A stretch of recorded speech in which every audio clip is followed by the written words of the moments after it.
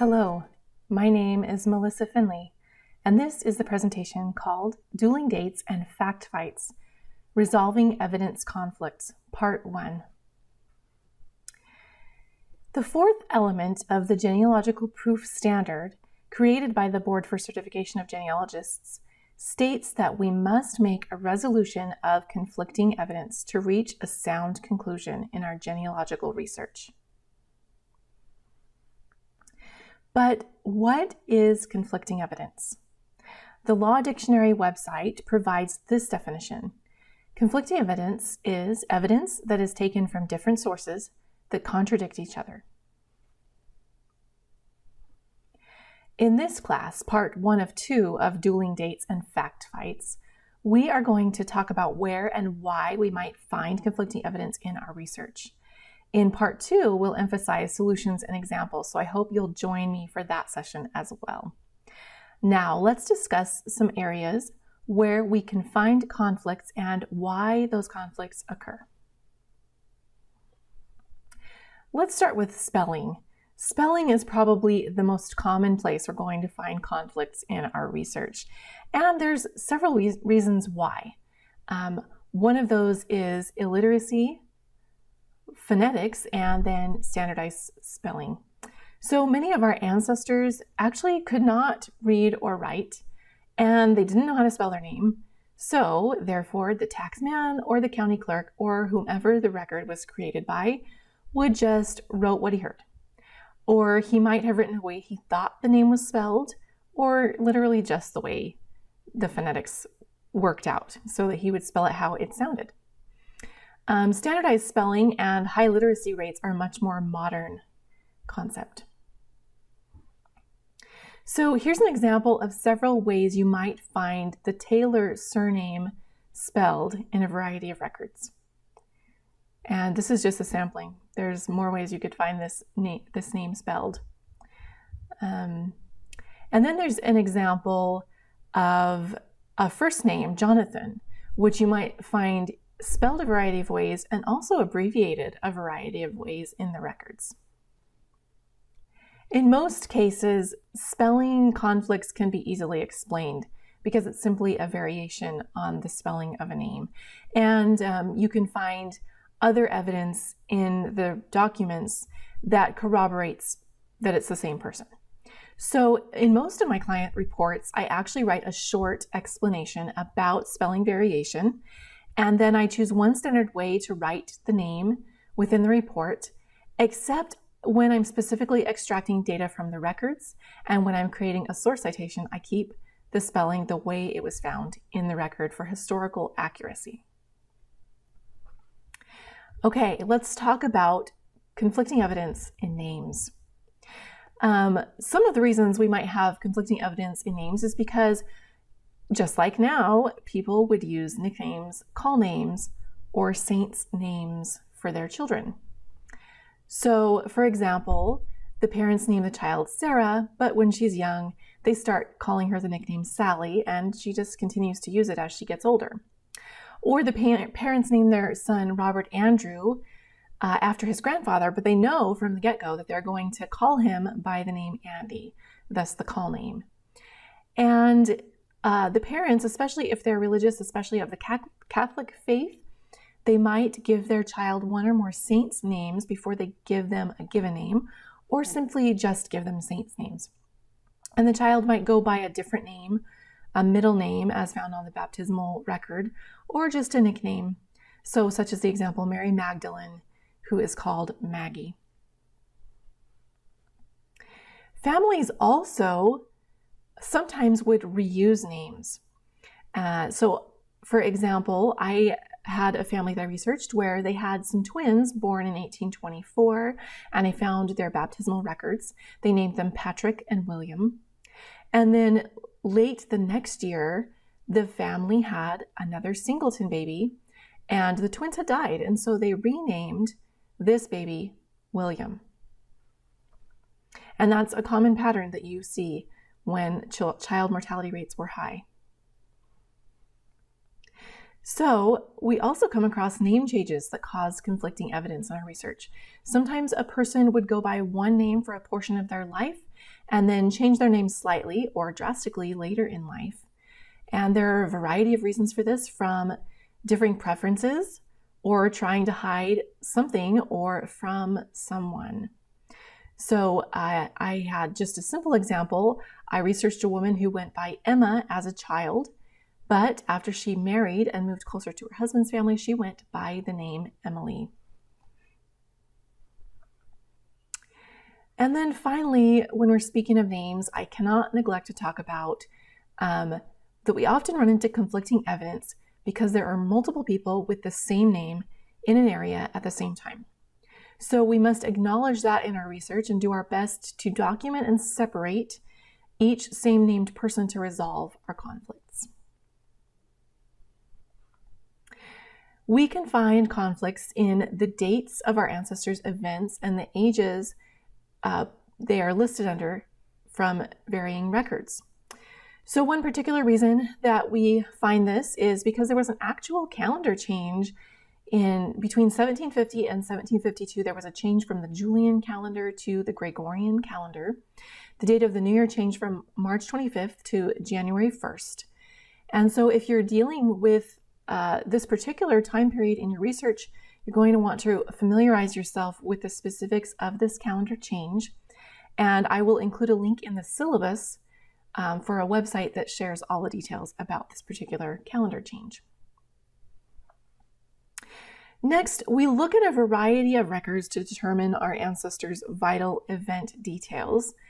So we need to carefully assess what the record is telling us. So for example, when you're looking at birth data, are you looking at an actual birth record or are you looking at a baptism certificate? Those are going to tell you different dates. Are you looking at a marriage license when the couple went to the county or whichever jurisdiction they needed to go to receive permission to marry? Or are you looking at the return that came back from the priest or whoever officiated at their wedding saying, yes, I married them on this date? Those dates might be very different from one another.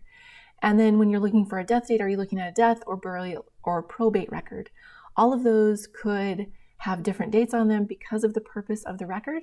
And so that might cause conflicts that you need to resolve. We also run into laws and legal issues that affect the dates and ages in the records that we look at. So laws and legal issues affect what age people could be taxed, what age they could marry, when they can make legal decisions in court, and when they can manage property. So if we aren't interpreting the laws and the records correctly, we might come across conflicting evidence. We can also know that sometimes people try to get around the law, and so the records might not be accurate because they were trying to fudge a little bit to get around the law.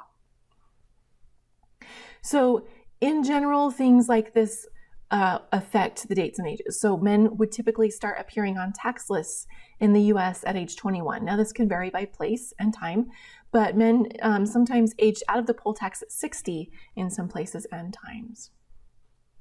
So when we're weighing the evidence, we have to consider these four: the spelling, the name, the date, or the age. How important is it to resolve the conflict?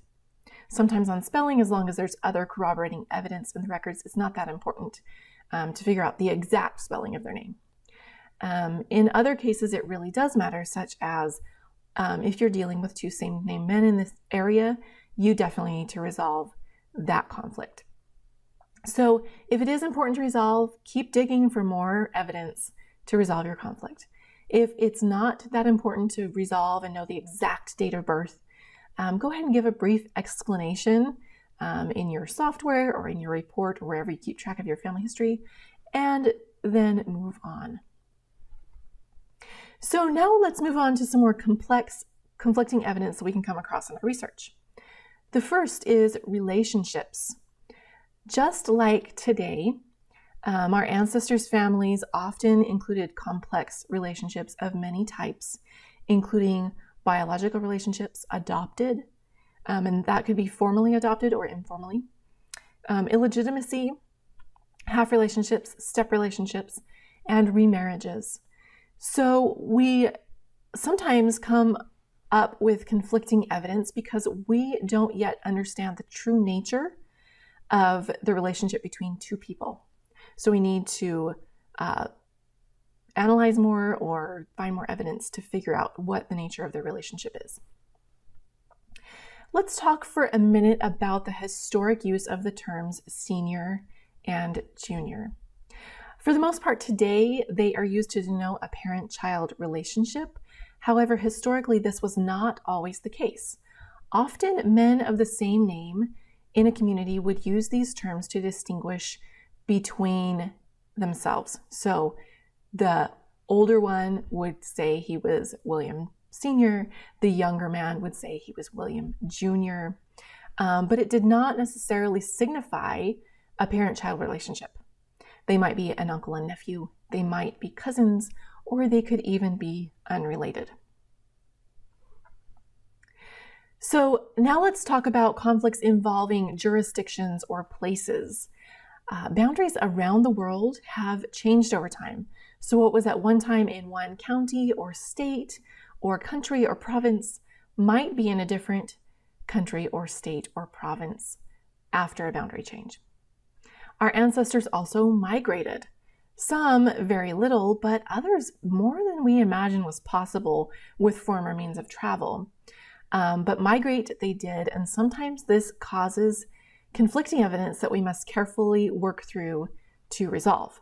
We also have to keep in mind that we deal with records created at different jurisdiction levels. So some by towns, counties, parishes, states, or country level. And knowing the jurisdiction level of the record can actually help us resolve our conflicting evidence. So let's take a look at one of the jurisdictions that I often work in. This is at the Kentucky, Virginia, Tennessee, North Carolina border. And this particular map shows this area in 1848. Keep in mind that the boundaries changed before this time. So what does this look like to you? Yeah, it's a nice zigzag shape. And I'll tell you what, I have researched a lot of folks that like to zigzag across the zigzags here at these boundaries. So it is imperative as a researcher that we understand jurisdictions to help us resolve conflicts in our research. So lastly, I want to talk about records and sources themselves. We look at a lot of types of records in our research. Sometimes we're looking at index, sometimes it's a compiled source. Other times it's an original or a copy of an original.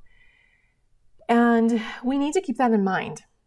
How far removed is the record we are looking at from the original? Because the farther we are removed from the original, the more chance there are errors in the information that we're looking at. And that might be the thing that's causing our conflicting evidence. Another thing to keep in mind is when you're looking at an index or a compiled record, or even if you're looking at an original, are you actually looking at the complete record or just part of it? Chances are the entire record was not indexed. So the index is just a way for you to get back to the original and find all the information there. But sometimes even when we're looking at something, say a probate paper, that might not be the entire probate case. And so we're missing information there that might help us to resolve our conflict. So we need to understand what record we're using and if we have all of it or just part of it. Thanks for watching part 1 of Dueling Dates and Fact Fights, Resolving Evidence Conflicts. I hope this class has helped you understand a little better where and why you might find conflicting evidence in your genealogical research. Be sure to tune in for part 2 of this presentation where we're going to look at examples and solutions for our conflicting evidence. For even more great content, visit the RootsTech homepage.